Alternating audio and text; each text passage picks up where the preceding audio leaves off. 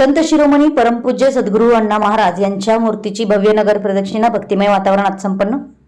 शिरोळ तालुक्यातील अब्दुलाट येथील परमपूज्य सद्गुरू अण्णा महाराज मूर्ती प्राणप्रतिष्ठापना सोहळा मोठ्या उत्साहात बुधवार दिनांक 5 पासून सुरुवात झाली आहे। यावेळी विविध धार्मिक कार्यक्रम, भजन, कीर्तन, प्रवचन, बलिदान, पूर्णाहुती, मूर्ती प्राणप्रतिष्ठापना आणि महाप्रसाद असा संयुक्त कार्यक्रम बुधवार दिनांक 5 पासून रविवार दिनांक 9 पर्यंत अब्दुलाट नगरीमध्ये चालणार आहे।